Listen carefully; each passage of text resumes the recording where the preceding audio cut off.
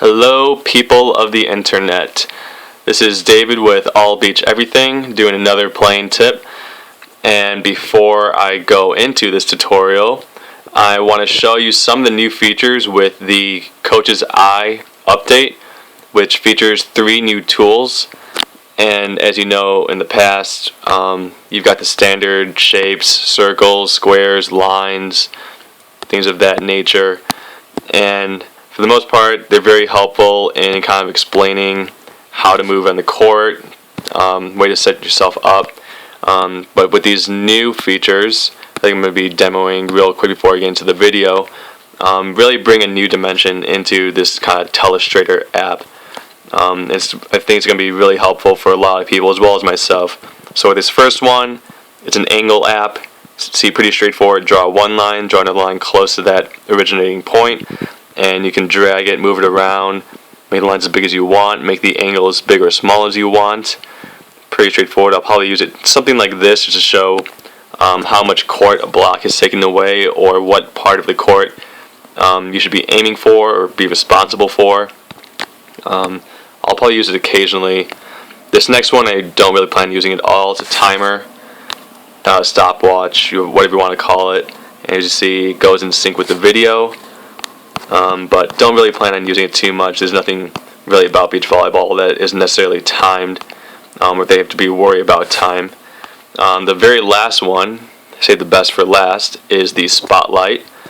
And here I'm highlighting Emmanuel, who we're going to be focusing on this play, and for the next play as well.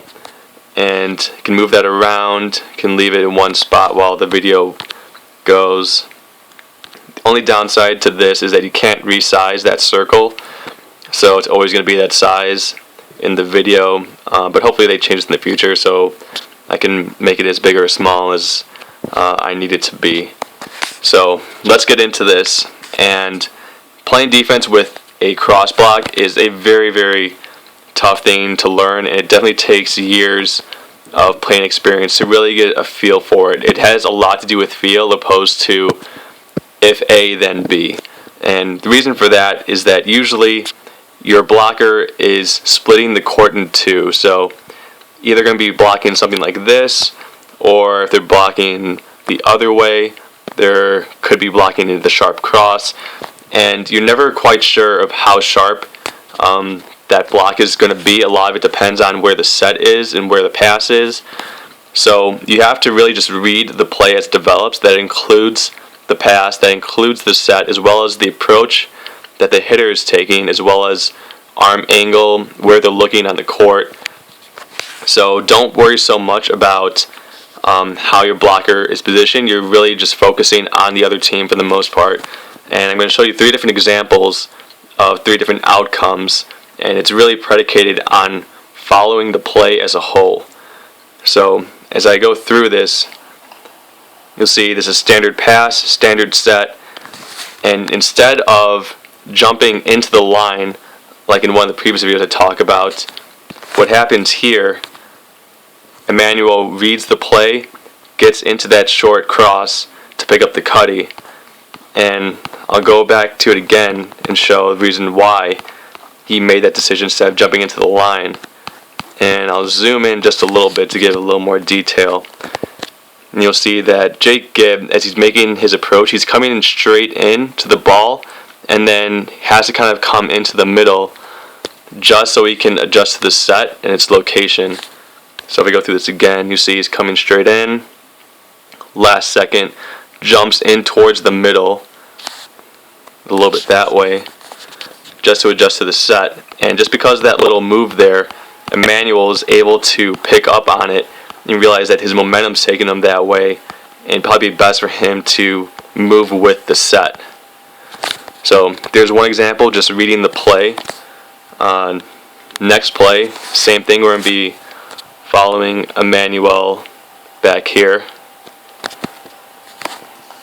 Now this is a little bit more of the classic cross block setup, where you're just kind of hanging out in that cross, making it seem like you might have a line block up, and instead you dart over into the line. But the important thing I want to show on this play is that how far to the outside that set is.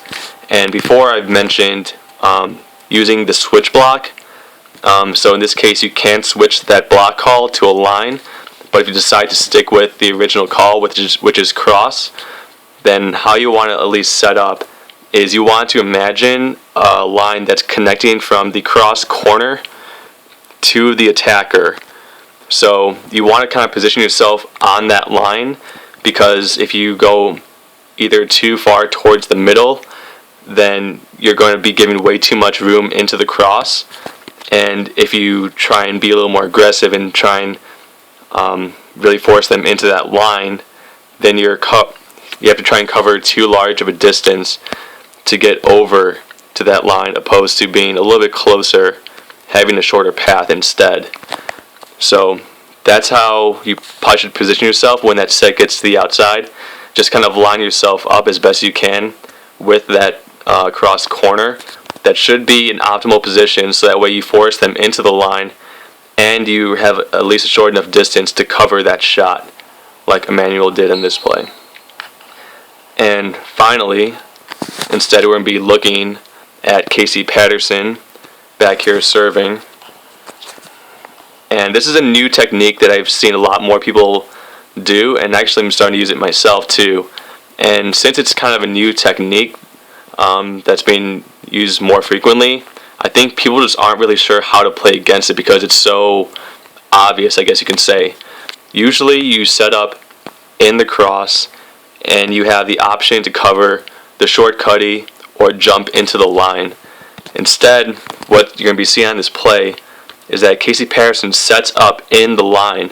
So it's basically the opposite from what you would see with a line block call, where you're sitting in the cross and either going to hit straight into you or you have to chase down the roll shot into the line.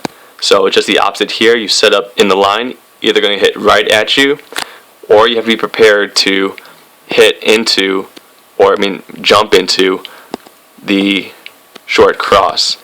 And really it's the same type of principles I showed with the first play, where you have to be reading the set, reading the pass, reading the approach, the arm angle, all of those things. So you have to be heavy on your outside foot, ready to push off so you can move back in towards the court if need be.